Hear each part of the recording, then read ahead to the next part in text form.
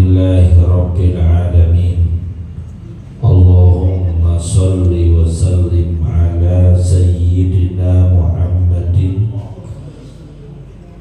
wa ala alihi wa sahbihi ajma'in, amma ba'du. Fa inna asdaqal hadithi kitabullah wa khairal hadi hadi Sayyidina Muhammadin sallallahu alaihi wasallam, wa syarrul umuri muhdatsatuha wa kullu muhdatsatin bid'ah wa kullu bid'atin dhalalah wa kullu dhalalatin finnar. Subhanaka la ilma lana illa ma 'allamtana innaka antal alimul hakim. Rabbi shrah li sadri wa yassir li amri wahlul 'uqdatam min lisani yafqahu qawli. Amin. Alhamdulillah, malam hari ini kita bisa kembali hadir di majlis ilmu, majlis kebaikan, majlis yang insya Allah mengantarkan dan memudahkan kita menuju surganya Allah Subhanahu wa ta'ala. Kita awali pengajian ini dengan membaca suratul Fatihah. Kita niatkan pahala yang disampaikan kepada pengarang kitab yang kita kaji, yaitu Syekh Muhyiddin Abu Zakaria Yahya bin Syaraf An-Nawawi Ad-Dimashqi,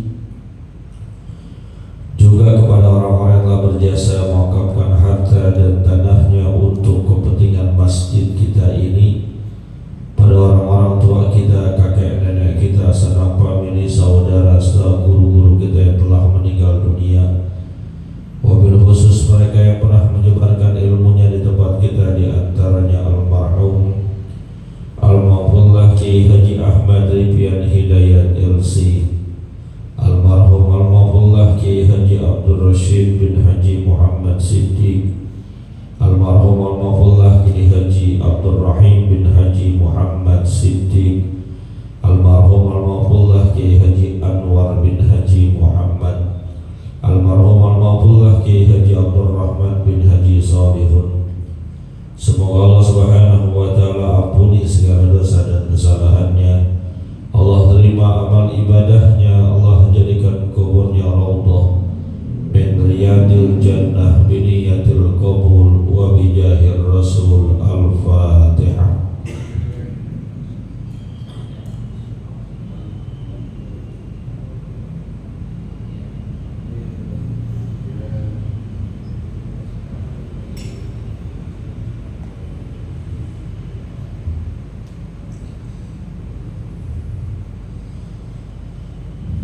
Melanjutkan bacaan kita, bismillahirrahmanirrahim. Wa anil Mustawrid ibn Shaddad radhiyallahu ta'ala anhu qala Rasulullah sallallahu alaihi wasallam, mad dunya fil akhirati illa mithlu ma yaj'alu ahadukum isba'ahu bil yammi falyanzur bima yarji'u. Rawahu Muslim. Wa an Jabir radhiyallahu ta'ala anhu anna Rasulullah sallallahu alaihi wasallam marra bisuqi wan nasu kana fihi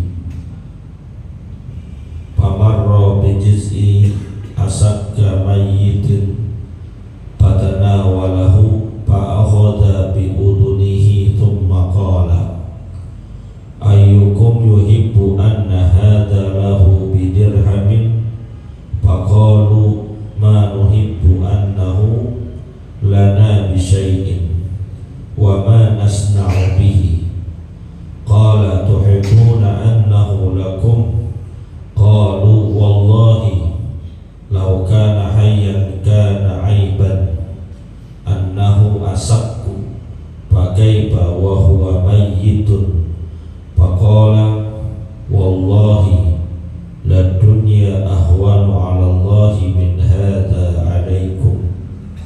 Rawahu Muslim.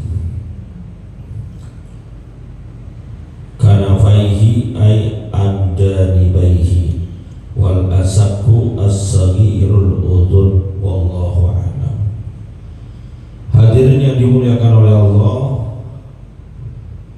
melanjutkan kitab Riyadhus Shalihin masih dalam pembahasan bab zuhud, tidak terlampau cinta kepada dunia. Ada hadis Nabi kita Muhammad SAW yang perlu kita renungkan. Kata beliau, "Man dunya fil akhirati illa mithlu ma yaj'alu ahadukum isba'ahu bil yammi falyanzur bima yarji'u." Rawahu Muslim. Tidaklah perbandingan dunia dengan akhirat itu seperti salah seorang di antara kalian yang mencelupkan jari telunjuknya ke laut, kemudian diangkat, maka lihat seberapa banyak yang ikut. Ini lautnya luas, laut. Masukin jari kita, celupin, udah celupin, angkat. Berapa banyak yang nempel? Nah, yang nempel itu adalah dunia, lautan itu adalah akhirat. Berarti yang kita kejar-kejar, yang kita bela-belain, ya cuma segitu. Nyaris tidak ada artinya. Jangan kata yang nempel di jari telunjuk kita serok pakai ember, masih gak kebanding tuh. Masih banyak kan air di lautan. Apalagi timbang cuma nempel di telunjuk, berapa banyak. Dan itu tuh dunia yang kita kejar, pagi, siang, sore, malam, yang kita ungsungin, yang kita bela-belain, yang kadang kaki jadi kepala, kepala jadi kaki, yang kadang-kadang haram halal kita gak peduliin, yang kadang-kadang dengan sebab itu sholat kita jadi kelewatan, yang kadang-kadang hanya gara-gara itu majlis taklim jarang kita hadirin. Itu cuma segitu doang, nggak ada artinya. Seandainya pun ada nilainya, cuma sedikit. Ini merupakan peringatan dari Rasulullah. Jangan gara-gara yang sedikit ini, yang cuma nempel di telunjuk, yang lautan diabaikan. Berarti kalau menghargai yang di telunjuk, yang di lautan tidak dihargai, matanya buta, nggak ngeliat. Lautan begitu luas, akhirat begitu dahsyat. Kenikmatan di dunia nggak ada apa-apanya dibandingkan kenikmatan akhirat. Nggak ada apa-apanya, nggak ada bandingannya.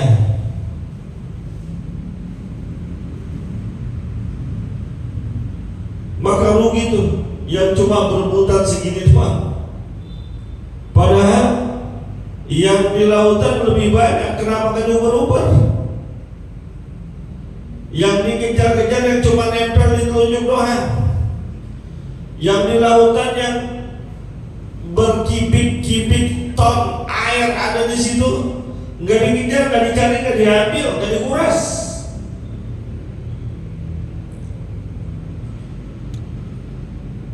Rasul ngajarin kita begitu. Rebutan sama dunia, sikut-sikutan untuk dunia, padahal untuk akhirat jangan kita sikut-sikutan. Untuk akhirat jangan kita gesot-gesotan. Kadang orang untuk dunia ada yang sampai gesot-gesot. Mohon maaf ya, ada di beberapa tempat pengemis, walaupun saya tahu itu bohong, itu supaya menarik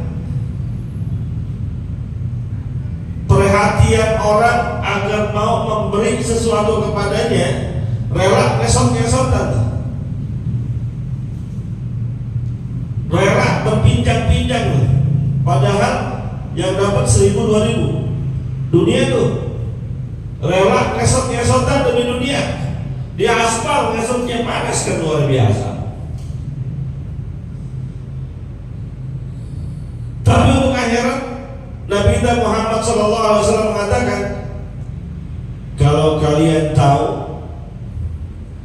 keberkahan yang ada pada sholat subuh berjamaah, pasti kalian akan mendatanginya walaupun sambil merangkak, walaupun sambil digendong, walaupun sambil ngesot.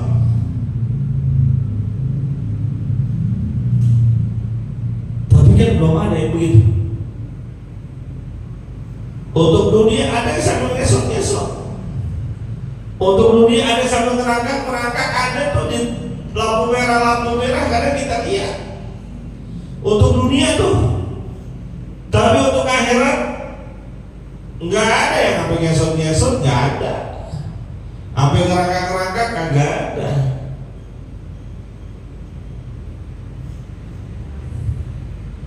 Walal akhiratu khairul laka minal ula. Padahal jelas ayatnya, jelas hadisnya, akhirat lebih utama daripada dunia. Renungan nih, sentilan buat kita.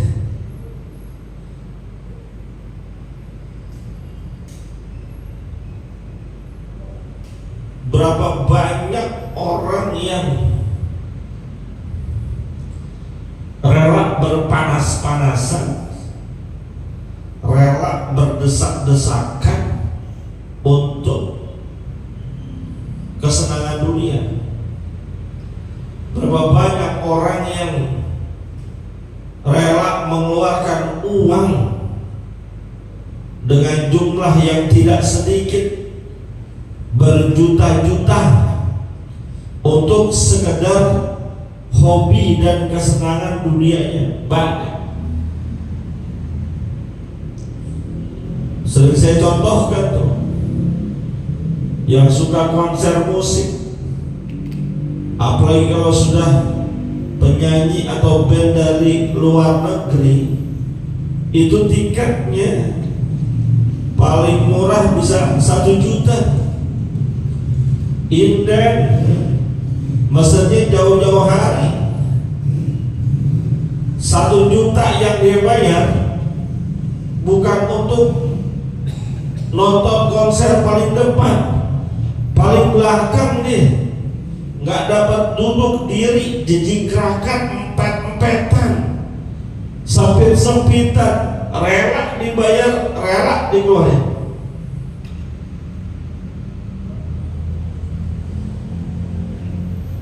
Tapi untuk hadir di masjid nggak perlu inden, nggak perlu bayar, adem, lega, nggak ada yang bela-belain segitunya. Padahal tuh konser musik ya sekedar air laut yang nempel di jari kita ketika dicelupkan. Sementara sholat berjamaah, hadir di majelis ilmu, bersedekah, berpuasa, berbuat kebaikan, itu adalah lautan dalam yang dalamnya kita nggak tahu. Yang balasan dari Allahnya kita nggak bisa perkirakan. Balasan Allah terhadap kebaikan-kebaikan kita ada yang diceritakan dan banyak yang Allah rahasiakan. Sebagian diceritakan untuk menumbuhkan rasa semangat, tapi sebagian besar lainnya sengaja disembunyikan agar menambah rasa penasaran orang yang beribadah, sehingga semakin getol semakin getol. Sebagian Allah tampakkan pahala sholat berjamaah dibandingkan sholat sendirian berbanding 27 derajat. Itu kan Allah tampakkan, Allah ceritakan. Tapi sebagian ibadah yang lain Allah sembunyikan. Seperti puasa, kata Allah, as-shawmu li wa ana ajzi bihi. Puasa itu untukku dan aku yang akan langsung membayarnya, membalasnya sampai siap buat orang itu. Berapa yang Allah bayar tidak ditampakkan. Bagaikan dalamnya lautan yang tidak bisa diperkirakan. Maka hadirin yang dimuliakan oleh Allah, beruntung kalau saat ini kita sudah Allah berikan hidayah kebaikan-kebaikan dan gemar terhadap kebaikan. Karena gemar terhadap kebaikan itu adalah merupakan titipan hidayah dari Allah. Berarti Allah pengen kita jadi orang baik.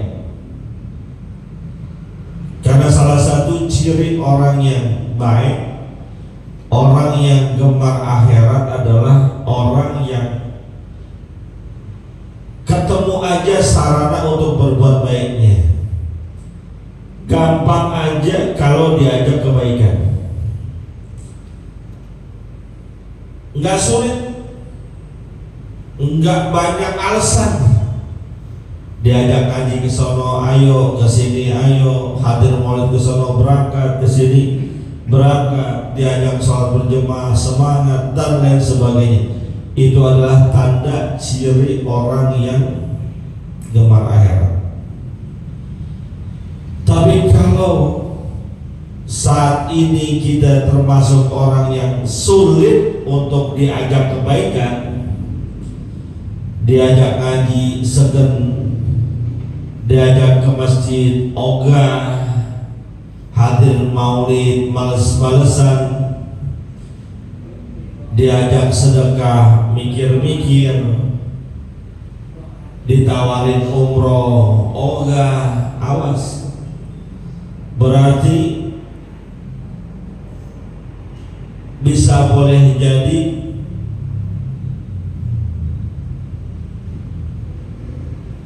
amalan-amalan ibadah, amalan-amalan ibadah tersebut yang memang ogah kita kerjain, emang gak mau dikerjain sama kita.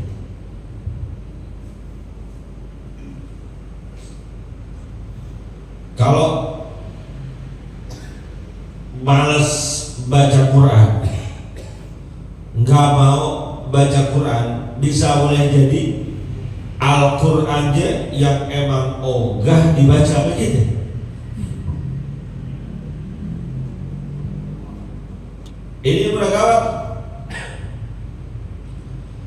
Kalau yang Al-Qurannya yang udah nggak mau dibaca begitu, berarti sir atau sinar-sinar kebaikan yang ada pada diri kita mulai sirna.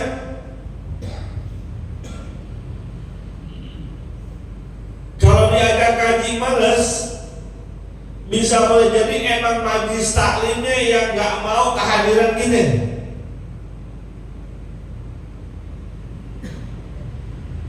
Jangan-jangan sir kebaikan, nur cahaya kebaikan yang ada pada diri kita mulai sirna.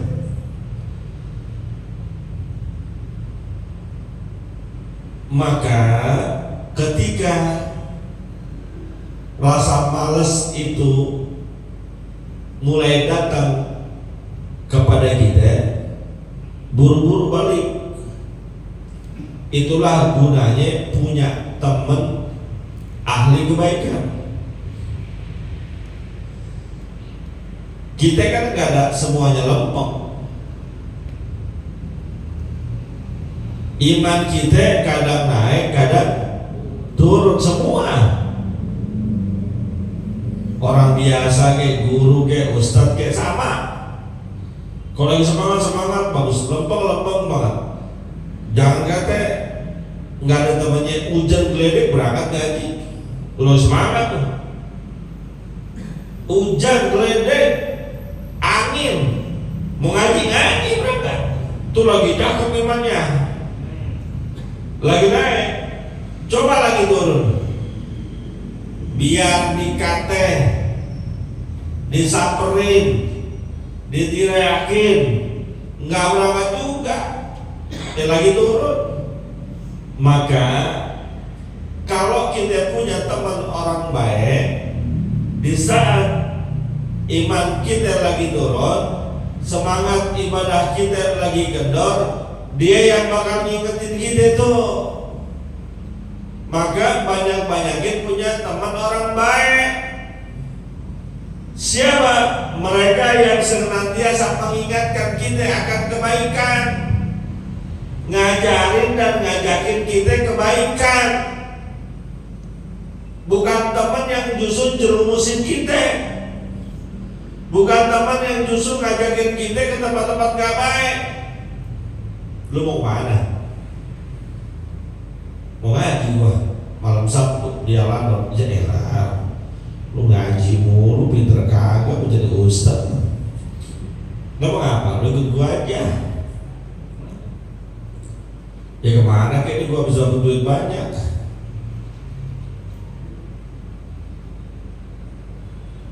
Tuh teman gak baik tuh, ngaji mulu gurunya dede juga yang sampai tentu juga. Kamu gak bosan ngaji mulu, gumoh.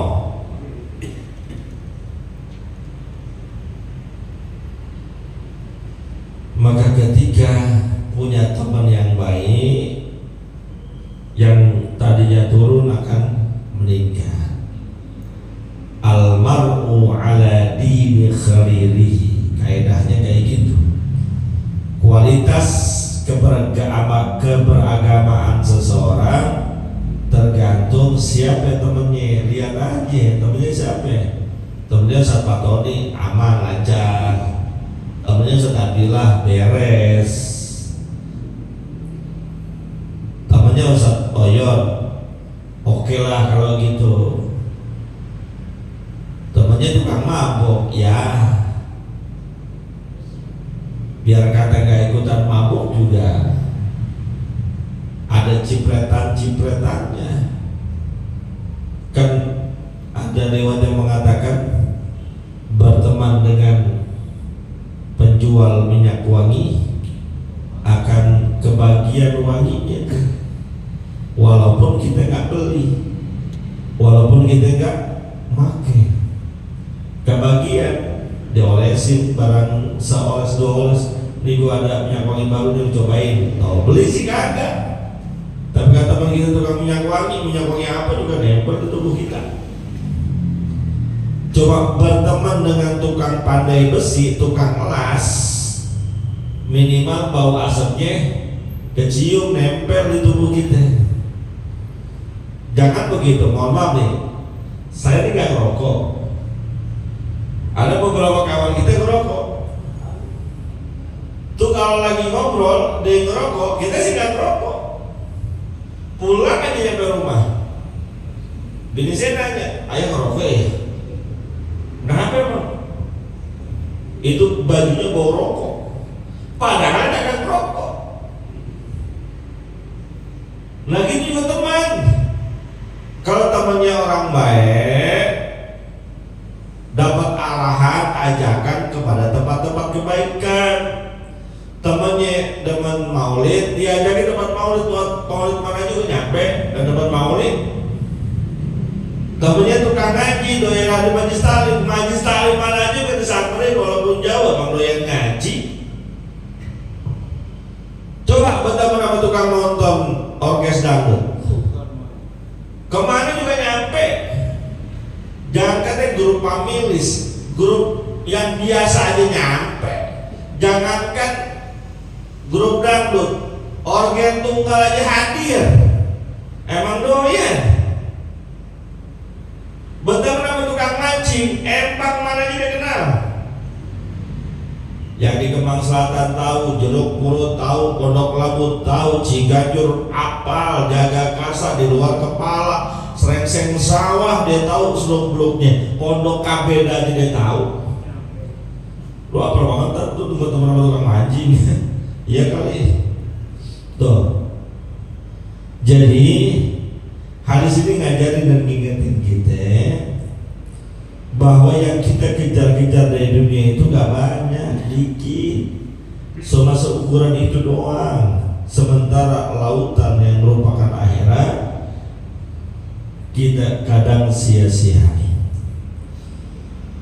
Lanjutannya ada hadis Nabi SAW dari sahabat Nabi bernama Jabir bin Abdullah, anna Rasulullah SAW marra bis-suqi wan nasu kanapaihi.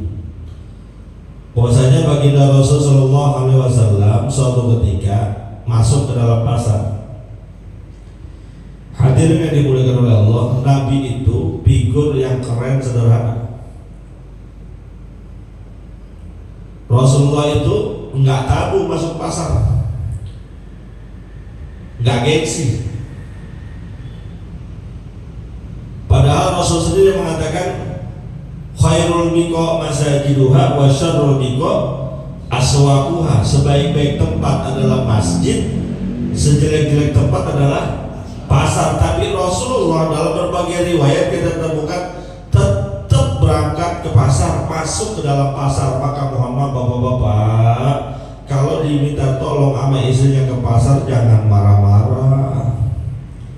Apa suruh Ustaz suruh ke pasar gengsi? Ya baru timbang Ustaz. Apa sih lu bukan RT, masa disuruh ke pasar?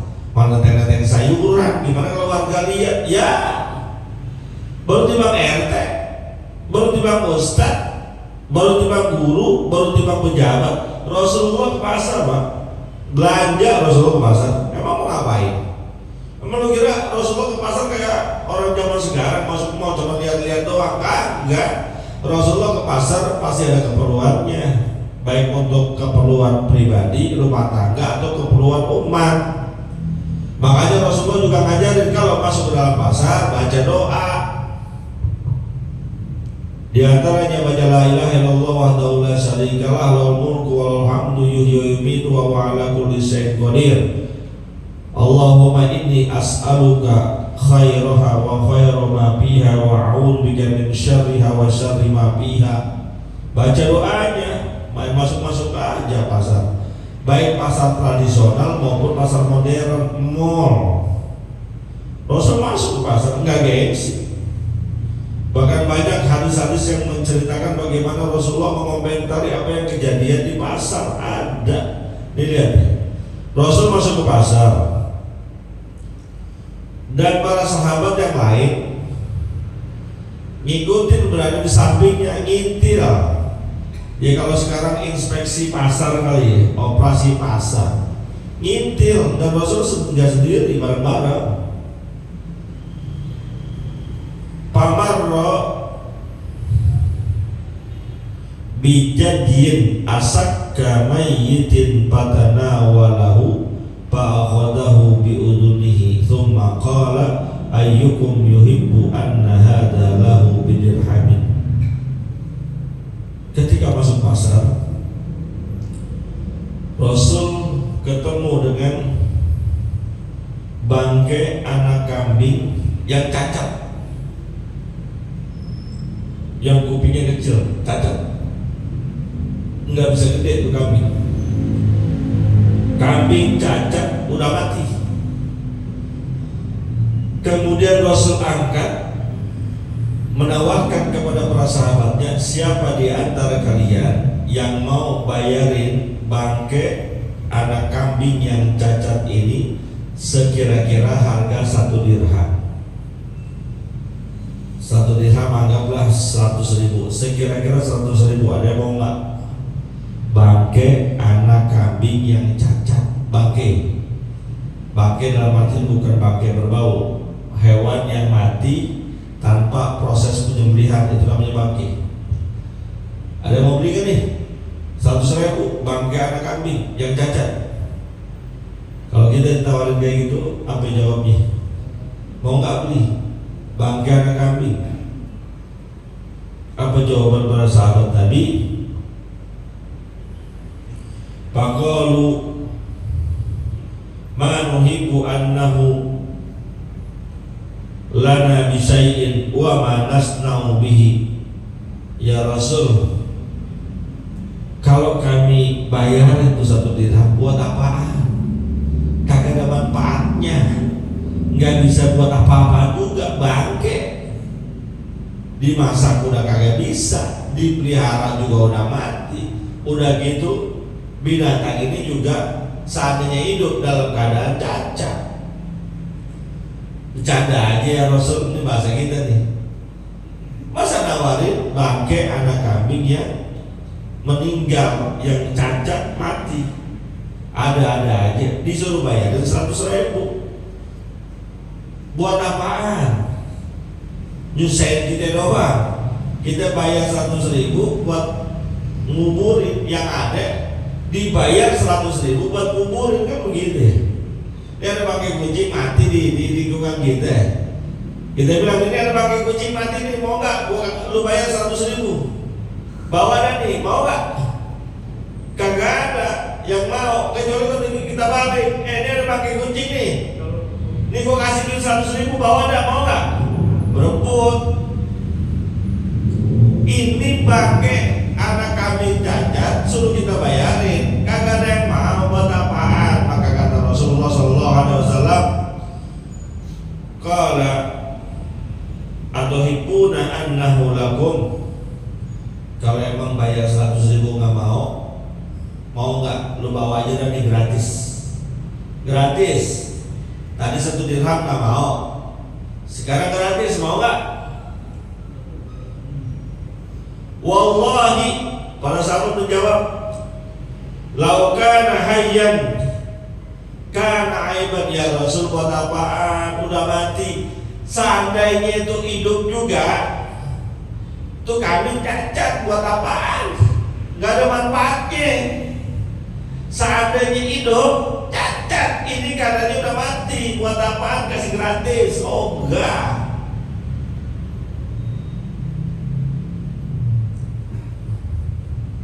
Faqala, maka jawaban Nabi, wallahi la dunya ahwanu 'ala Allahi min hadza 'alaikum. Demi Allah, kata Rasulullah, ketahuilah bahwa dunia yang kalian kejar-kejar, dunia yang kalian uber-uber tuh, yang kalian cari, yang kalian kumpulin, yang kalian takut kehilangan, sesungguhnya di sisi Allah lebih hina daripada bangkai anak kambing yang cacat tadi. Nggak ada harganya, dikasih gratis aja ogah. Berarti kalau ada orang nguber-nguber dunia, ngejar-ngejar dunia, sampai nggak mikirin akhirat, sampai nggak sholat, nggak menjalankan syariat agama, hakikatnya dia lagi nguber-nguber bangkai anak kambing yang cacat. Yang dikejar nggak ada nilainya, yang dikejar nggak ada harganya. Bagi Allah dunia ini tuh nggak ada nilainya, sama sekali nggak ada nilainya. Cuma kita aja yang menganggap dunia ini dahsyat, dunia ini istimewa, dunia ini begitu hebat, sehingga kalau kehilangan dunia merugikan. Apapun itu, bagi Allah dunia ini nggak ada harganya. Bagi Allah dunia ini hina. Cuma kita aja manusia menganggap dunia hebat. Cuma kita aja manusia menganggap dunia ini istimewa.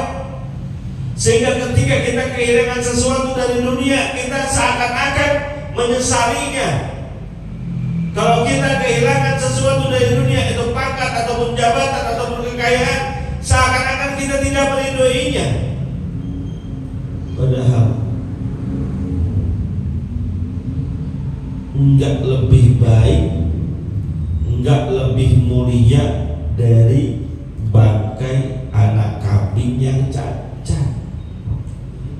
Oh, kalau begitu berarti gak usah kerja, Pak Ustaz. Bini kita tanya, lu gak kerja Bang? Ngapain lu kerja? Ngejar-ngejar bangkai kambing. Lu gak ngojek Bang? Ya ngojek. Sama aja gue ngojekin bangkai anak kambing. Ya gak begitu pemahamannya. Maka ngaji jangan cuma terjemahan. Ngaji biar benar, biar lempeng, biar komplit. Maksudnya lu kerja ya kerja, ngojek ya ngojek, bisnis ya bisnis, usaha ya usaha. Tapi jangan dijadikan patokan, karena hakikatnya yang kita kejar, yang kita cari, yang kita kumpulin itu bakalan kita tinggalin. Kalau sesuatu yang kita tinggalin kan gak ada harganya. Mohon maaf nih, kita jalan nih, di jalanan ketemu bungkusan di plastik hitam. Ketika kita buka, ternyata isinya sampah. Kira-kira tuh bungkusan yang kita temui di jalanan isinya sampah, kita bawa pulang apa kita tinggal? Tinggal. Kenapa kita tinggal? Sampah, gak ada harganya. Nah kita kan begitu, ketika kita meninggal dunia, berangkat kita ke negeri akhirat, kita tinggal apa yang kita cari, kita tinggal apa yang kita kumpulin, kita tinggal apa yang kita punya, karena memang gak ada manfaatnya, gak ada harganya. Sekarang kita pulang dari majelis taklim, di jalanan ketemu dompet warna hitam, isinya duit 100.000, 3 juta. Di dalamnya ada tulisan, siapa yang menemukan dompet ini silahkan ambil. Kira-kira kita ambil atau kita tinggal? Bego kalau kita tinggal. Ambil. Kenapa kita ambil? Karena bermanfaat dan ada harganya. Itulah kehidupan kita di dunia. Kalau yang gak ada harganya, jangan ambil diubur-ubur banget, tapi kejar cari yang ada harganya, yaitu kerjaan-kerjaan akhirat kita. Ungsukin, kejar, uber, usahain. Kalau perlu lecet-lecetan, nahan ngantuk aja. Kenapa? Itu yang bakal bermanfaat buat kita. Tahajud capek ngantuk kerjain. Hadir majelis taklim gak enak capek sebutan kerjain. Kenapa? Ini yang akan bermanfaat buat kita. Sholat berjamaah, hadir majelis taklim, ke masjid, sedekah, puasa, itu bermanfaat buat kita. Kerjain walaupun capek, letih, lelah, gak ngerakin. Begitu maksudnya. Ini belajar juhud salah babnya. Besok pagi kerja ogah, narik ogah, menjaga tas beres. Bininya udah ngomel-ngomel, udah bentak-bentak. Bang, berangkat dari jam berapa? Dunia gak ada artinya. Dunia ada sedau-sedau. Salah tepat. Kan dalam riwayat Sayyidina Umar bin Khattab saja ngomelin, negor, ada orang dari habis main subuh sampai tengah hari nggak pindah-pindah, ngadepnya ke kiblat aja, zikir wirid minta amal, ya Allah berikan saya rezeki yang halal, yang banyak, yang berkah. Terus dia berdoa berzikir, pegel Sayyidina Umar dari habis main subuh jam 10, sarapan kagak, ngeteh kagak, ngopi kagak, kan pegel niatnya. Sayyidina Umar bin Khattab orangnya begitu tegas. Dia pulang ke rumah bawa kapak.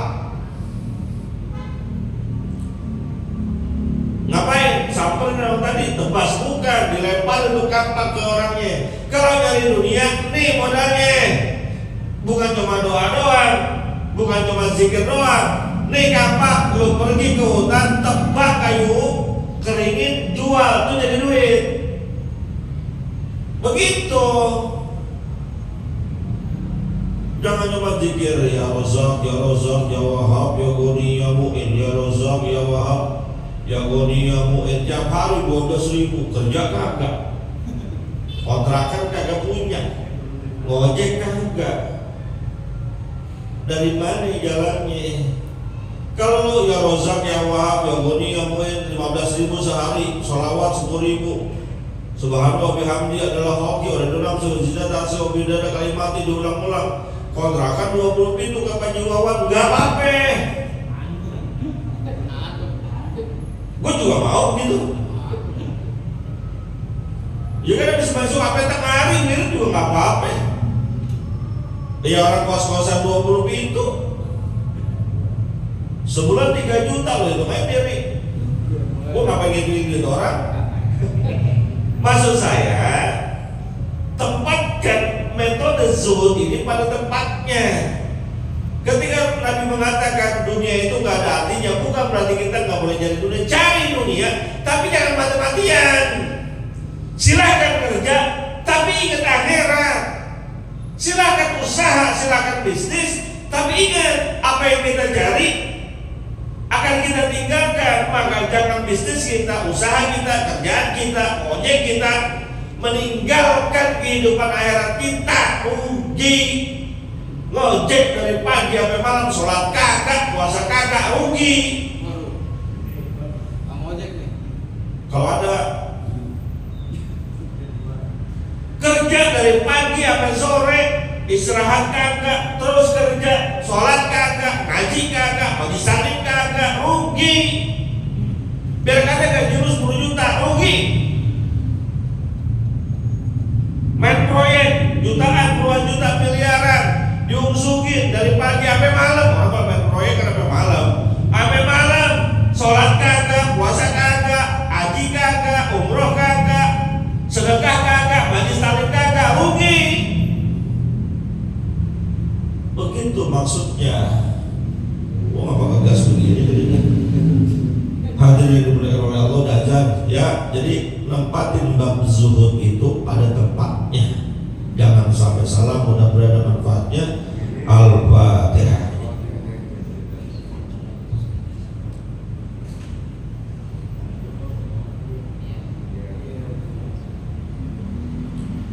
Bismillahirrahmanirrahim. Alhamdulillahirabbil alamin.